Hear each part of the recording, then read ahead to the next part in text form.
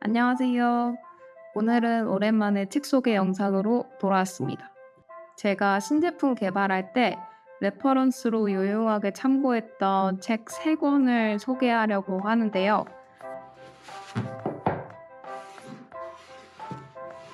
이렇게 3권이고요.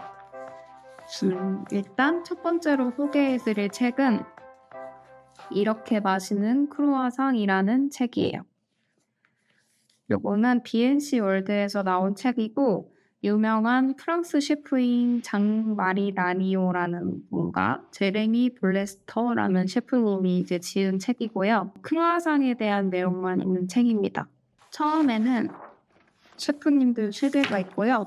그 다음에 크루아상이 무엇인지, 크루아상의 이름과 유래, 그리고 크루아상을 어떻게 해야 맛있게 먹을 수 있는지에 대한 설명이 나와 있고, 맛있는 크루아상이란 어떤 건지, 어떤 크루아상이 맛있는지 이렇게 정리가 되어 있어요.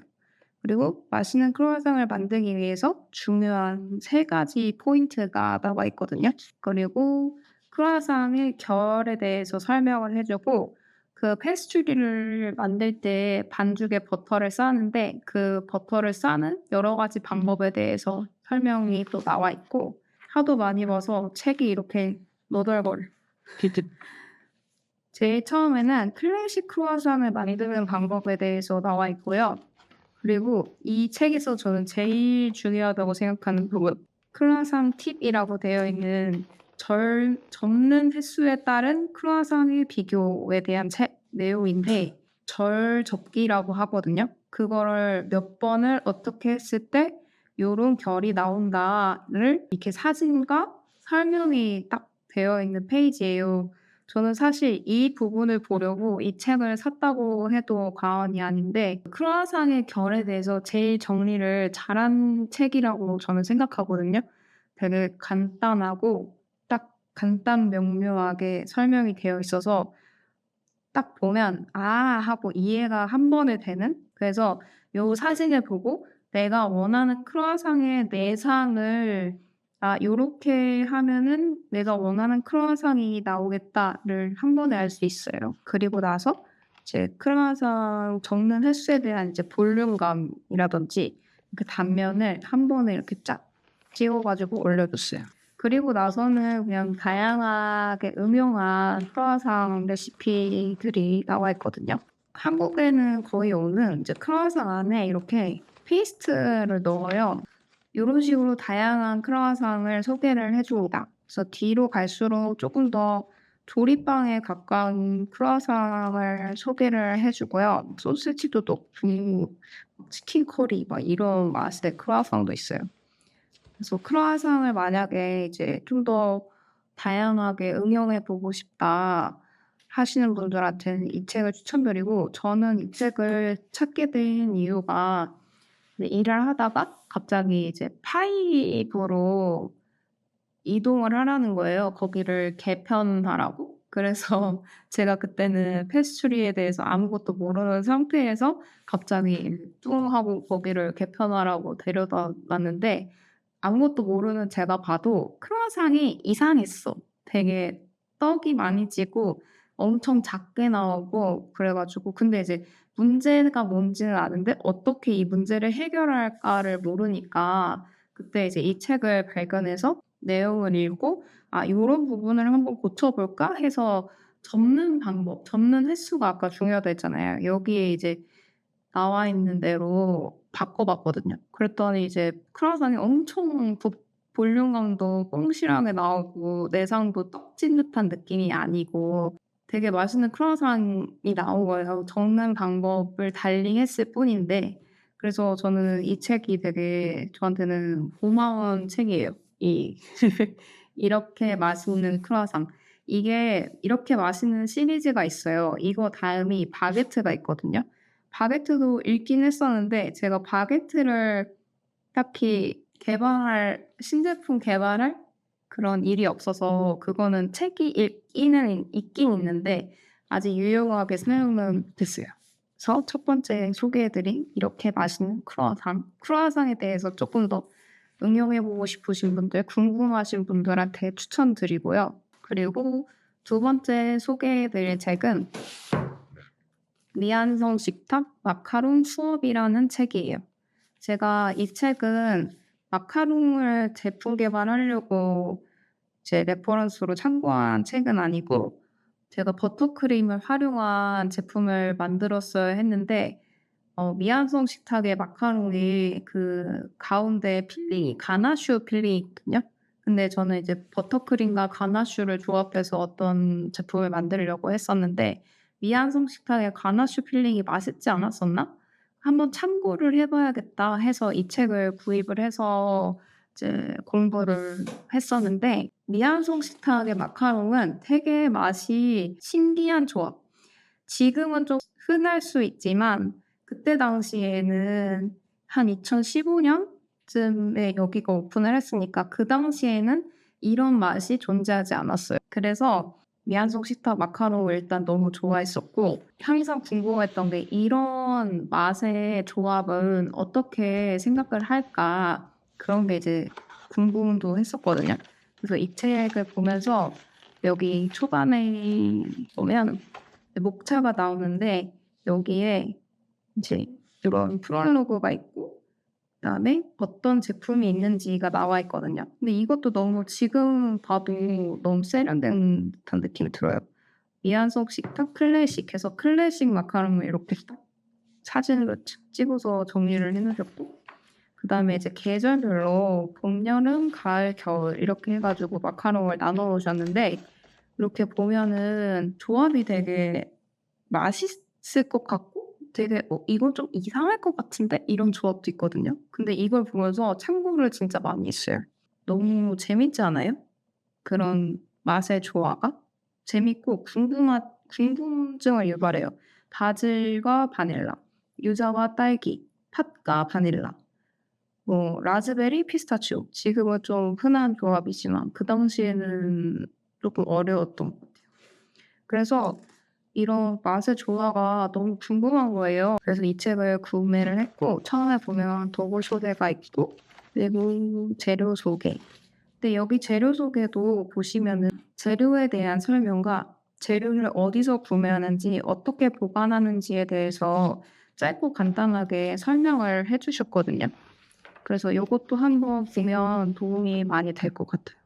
그리고 마카롱에 대한 설명과 마카롱을 어떻게 보관해야 되는지 나와 있고 그다음에 미안소 식탁 Q&A라는 게 있는데 저는 이걸 보면서 제일 도움이 많이 됐던 질문 6 번이랑 9 번이거든요. 저는 항상 좀 신기한 '어떻게 저런 걸 생각했지?' 되게 창의적인 생각을 하시는 분들을 보면 너무 신기해요. 왜냐하면 저는 창의성이 살짝 떨어지는 느낌? S라서 그런가? 그래서 되게 그런 영감을 어디서 받는지 이런 게 궁금해 가지고 여기 보면 영감을 어디서 받는지 그리고 두 가지 재료가 같이 들어간 마카롱을 쓰실 때 어디에 가장 신경 쓰는지 그러니까 재료가 두 가지 이상 들어갔을 때 어떤 부분에서 신경 쓰는지 이런 포인트가 저는 궁금했어 가지고 도움이 많이 됐던 Q&A였고 이제 만드는 방법에 대해서 설명을 해 주세요. 그래서 마카롱이 궁금하신 분들도 보면 진짜 좋은 도움이 될 것 같아. 좀 되게 엄청 꼼꼼하게 알려주시거든요. 짤주머니를 어떻게 들어야 되고 어떻게 감아야 되고 이거를 긁어서 써라 이렇게까지 다 나와 있어 가지고 이거 초보부들이 마카롱을 만드는데 좀 어렵다 하시는 분들은 그래도 이게 참고하시면은 좋을 것 같고 그리고 저는 이 책을 가나슈가 궁금해서 이 책을 구입했던 게 더 컸거든요. 미안송 식탁의 가나슈가 특색 있고 맛있어요. 그래서 제가 제품 개발할 때 미안송 식탁의 가나슈가 맛있었으니까 한번 어떻게 만들었는지가 궁금한 거예요. 그래서 그거를 한번 참고해 보려고 봤었고 하이티 치콜리 베이스의 이제 생크림과 재료들을 퓨레를 넣어서 만드시더라고요. 그래서 제가 이제 버터크림을 사용한 신제품을 만들 때 많은 참고가 되었습니다. 마카롱에 대해서 궁금하시거나 아니면 맛의 조화를 어떻게 했을까 그런 게 궁금하신 분들도 이 책 참고하시면 좋을 것 같아요.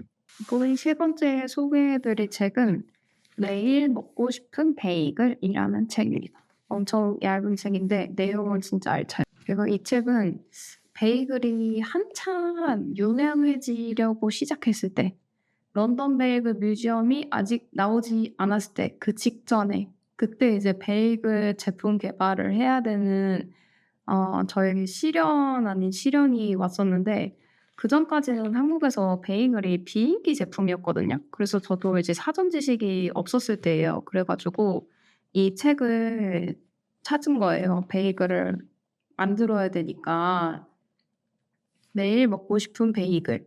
일본 최고 베이글 맛집에서 이 책을 낸 거예요. 그래서 일본의 이제 유명 베이글집 테코나 베이글 워크스라는 곳 만든 책이고요. 그래서 책을 한번 보면 제가 이 책을 보고 너무 신기했던 게 베이글에 대한 그 지식이 없다 보니까 목차를 딱 보는데 베이글이 세 가지 종류의 베이글이 있는 거예요. 말랑말랑 베이글, 쫀득쫀득 베이글, 그리고 쫄깃쫄깃 베이글. 이렇게 식감이 다 다른 베이글들이 있더라고요. 그래서 이 부분이 신기했고 이 베이글들마다 엄청나게 많은 응용 버전들이 있어요. 다양하게 이제 변형시킨 레시피들이 많아서 참고하기 좋았고 베이글 샌드위치 그리고 베이글에 발라먹는 그런 크림치즈를 딥이라고 그러거든요. 그 딥에 대한 것도 나와 있어서 내용이 알찼고 디저트스러운 베이글에서부터 식사에 어울리는 조리빵 같은 베이글까지 다양한 베이글들이 있어서 세상에 이렇게 많은 베이글이 있구나 하고 알 수 있었던 책이에요. 앞에 보면 식감과 풍미가 다른 베이글 3종에 대해서 이제 설명이 나와 있고 이제 단면 사진이 이렇게 있어요. 재료 설명 설정이랑 보관 방법 이렇게 나와 있고요. 반죽에 재우 넣는 것도 이렇게 친절하게 설명이 되어 있어요.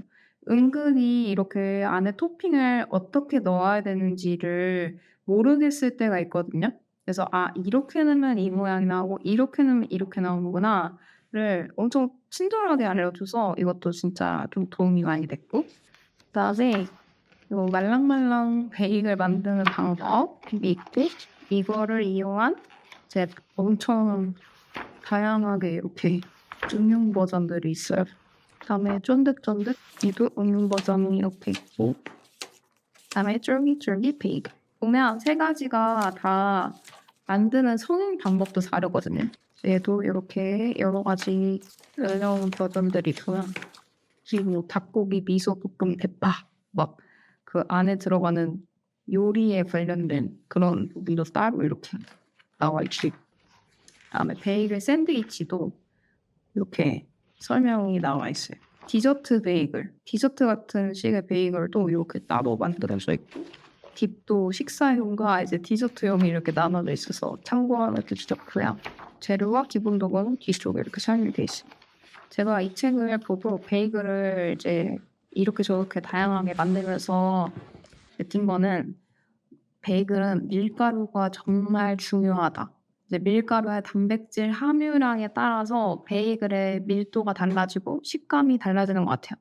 다양한 밀가루를 활용을 해서 만들어 봤는데 우리나라는 아무래도 좀 여기서 이제 보여지는 것처럼 말랑말랑한 식감의 베이글을 더 선호하시는 것 같아요. 그래서 대부분 한국에서 베이글 만들 때 초강력분을 많이 사용을 하시더라고요. 그리고 아니면은 강력이랑 중력을 이제 적절한 비율로 섞어서 사용하시는 것도 같고.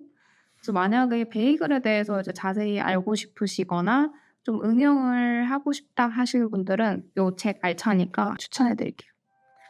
그래서 오늘은 제가 이제 실무를 하면서 제품 개발을 했을 때 도움이 됐던 책 3가지를 소개해 드려봤고요. 다음에도 도움을 많이 받았던 책이 있으면 소개해 드리도록 하겠습니다. 지금까지 시청해 주셔서 감사합니다. 안녕.